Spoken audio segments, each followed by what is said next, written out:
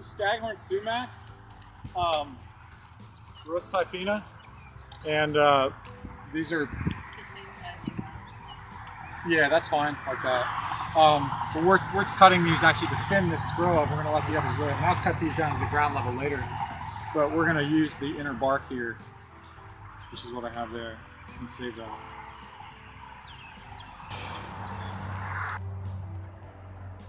All right, everybody, we have Jonathan Darby, and we're out here at Horn Farm in New York, and we're at one of his foraging classes today.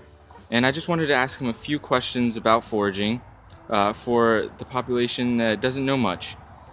So I just wanted to ask you, why do you forage? You know, there's a lot of reasons I do it. It makes me feel more connected to where I'm living, to the ground that I live on and the land that sustains me. It's a really amazing source of food and medicine that costs nothing other than a little bit of time and learning. And the food itself that you end up with, or the medicine, is so much higher in like nutrients and minerals and health benefits than anything you're going to get even off my farm where I grow organic vegetables and, you know, put a lot of work into that. So the food that we cultivate is never going to compete with sort of wild foods in all these ways. So those are my three big ones, but there's plenty others. It's also fun and I enjoy it. Do you see foraging as a permaculture practice? I do. I mean, I have often described permaculture as the study of relationships, and you know, from a systems thinking perspective, the more we can interact with our local systems and observe how they function and how we can relate to them and use them to meet our needs, by at the same time kind of being good stewards of that land and spending time face to face with it and actually seeing what's going on there. So by interacting with our lands and kind of helping them to rewild and rewild ourselves, I think it's, you know, pretty key in permaculture to explore this. And then from there, you can kind of pop it open and that outer bark comes right off, and we can get rid of that.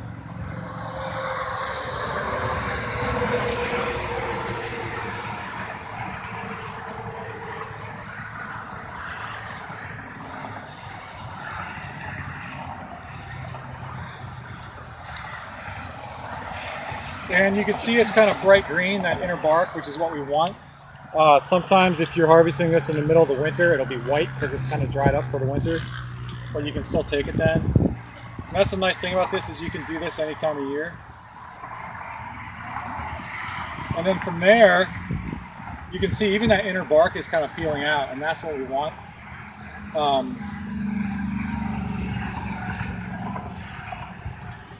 And the last time I did this, it wasn't peeling as nice, so you can actually use your knife and just kind of scrape it like that to get the inner bark.